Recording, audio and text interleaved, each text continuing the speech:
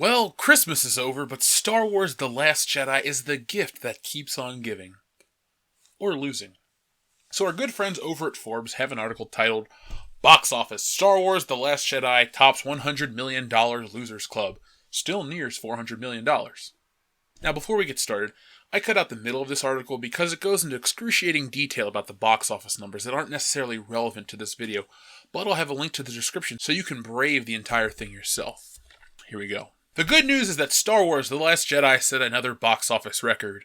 The bad news is that it's not a good record, but a pretty bad record. To wit, The Last Jedi topped the holiday box office with another $68.5 million. That's a sharp drop-off of 68.8%, which is not good for a big movie opening just before Christmas. But it's about on par with Eragon, which also fell 68% after a $23 million launch. I keep bringing up that Star Wars knockoff starring John Malkovich as Snoke, because 2006 was the last time that Christmas Eve fell on a Sunday and Christmas Day fell on a Monday, which is absolutely skewing the holds in overall numbers heading into the heart of the holiday season.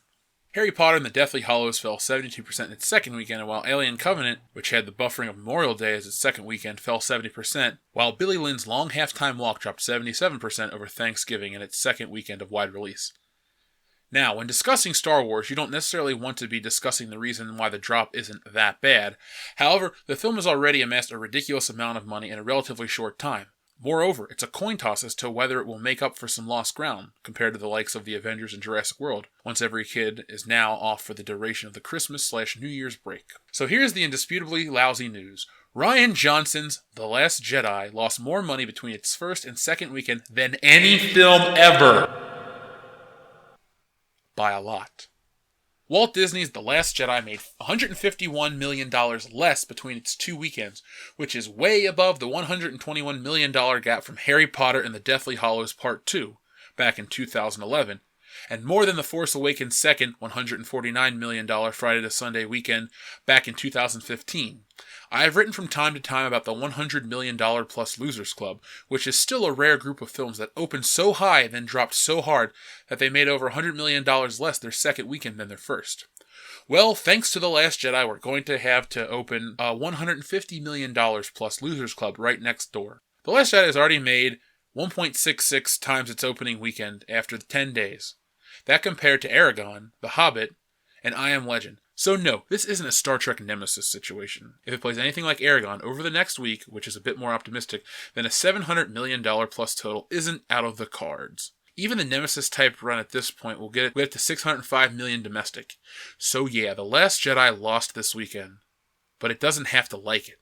The Lucasfilm sequel still has plenty of time to reassert itself before the new year begins for real on January 12, 2018. We can debate the reasons, be it excess kid-friendly competition, mixed word of mouth among the faithful, the skewed holiday calendar, and or the lack of the newness. Perhaps The Last Jedi is a variation on Ted 2 or Neighbors 2, whereby a sequel is viewed as disappointing for merely doing about as well as folks expected its vastly overperforming predecessor to do. Had The Force Awakens earned $650 million domestically, a $600 to $700 domestic total for The Last Jedi would seem just fine. But after a $937 million finish last time out, even with the expected 30% Star Wars 1-2 drop, see also The Empire Strikes and Attack of the Clones, The Last Jedi is finding itself on the defensive. At the very least, the $250 million-ish budgeted sci-fi actioner has already earned $745 million worldwide, and should end tomorrow under $800 million worldwide. It will thus end the year with just under $1 billion worldwide.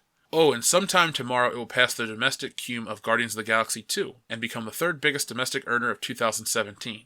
That will be, no matter what happens next, that the top 3 North American hits this year will be Star Wars, Wonder Woman, and Beauty and the Beast. Oh wait, Star Wars The Force Awakens came out this year? I guess that's a typo, sorry, back to the article.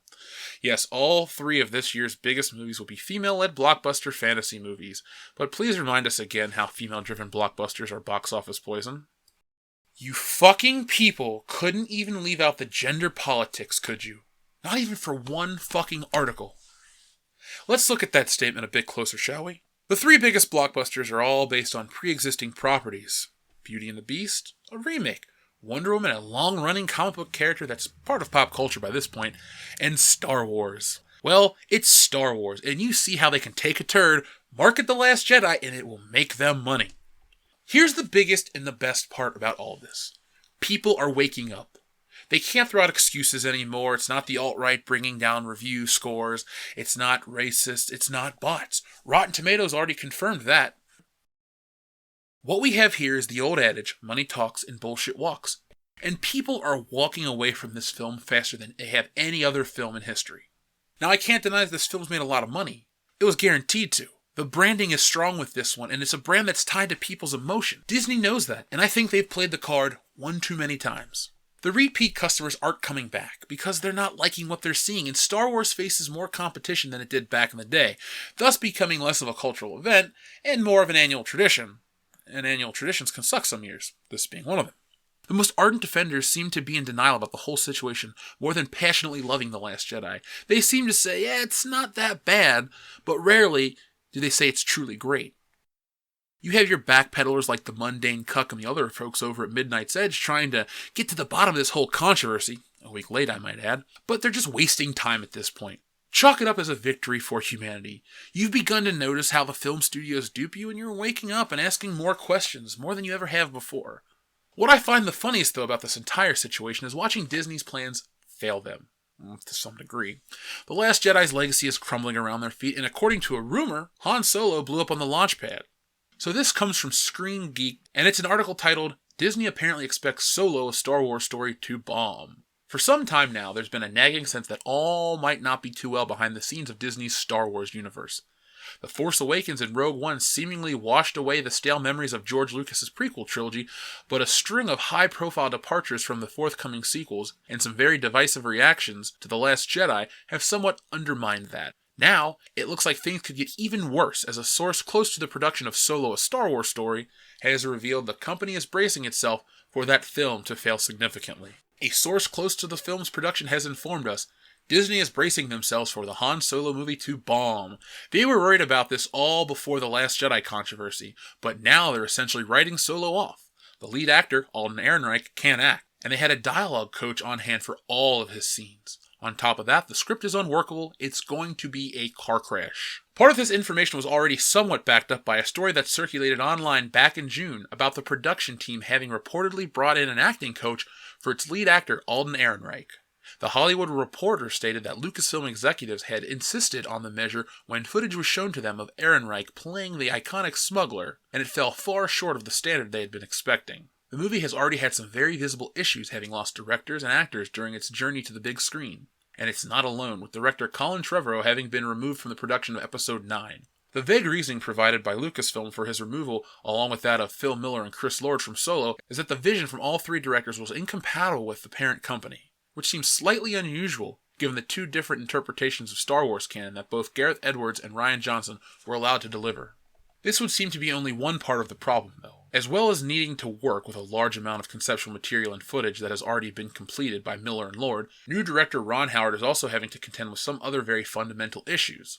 It's expected that Ron Howard would need to tweak some of the existing material, and the extent to which he needed to reshoot footage meant that Michael K. Williams had to be dropped from the movie, with Paul Bettany brought on board to replace him. This is a fairly unorthodox move, and last week Bettany disclosed in an interview that Howard had actually been forced to do a lot more filming than he had initially wanted to. This would seem to bear out that the material he had been left to work with was proving much more difficult to adapt than he had first thought. Given the essential qualities that Harrison Ford brought to the success of the role, the choice for Han Solo's origin story has always carried with it more risk than the studio was perhaps comfortable with. Couple that with the existence of the mysterious stumbling block that half of the directors Lucasfilm hires seems to reach, and the massive overreaction by some hardcore fans to The Last Jedi, then it's entirely conceivable that the damage has unfortunately already been done to the project before it even reaches cinemas. A trailer for Solo, a Star Wars story, is expected within the next week, and the movie is due for release on May 25th, 2018. Well, you have to ask yourself, why now? Why now has the tide turned against Star Wars?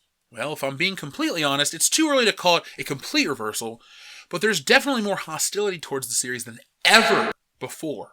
And yes, I'm talking about the prequels. I lived through that, and the hate here is far more palpable. As someone who doesn't like the garbage product that's being produced by Disney, I do fear that the Star Wars legacy will be diminished down to nothing more than a platform for gender politics that was run into the ground by a maniacal cunt. The true spirit of Star Wars is dead. The saga of a boy, a girl, and a universe is over, and in its place, a hollow shell with the word Star Wars, trademark Lucasfilm and Disney. Inside it, nothing but hot air and some unsold merchandise. It's a lot like Star Trek Discovery. In every way, it's inferior, and it will never be as recognized as the original. Well, that's it for today's video, folks, but what's that? Off in the distance. Well, shit! It's the return of the excuses, and I'll be back tomorrow to properly close out the year with the finale of our Star Wars saga. See you then. And if you liked this video, as always, remember to give it a thumbs up, share it, tell your friends about us, hit us up over on our Facebook page or on Twitter, and if you feel so inclined, donate $1 to our Patreon. $1 a month goes a long way. 17 cents a day, which equates to $5 a month, goes even further. There's all kinds of great perks to World Class Bullshitters patrons. You get extra content, digital goodies, all kinds of stuff like that. And the new year, we're going to start to have our patrons on videos. So if you'd like to get involved with World Class Bullshitters, join our Patreon page and get in on the fun.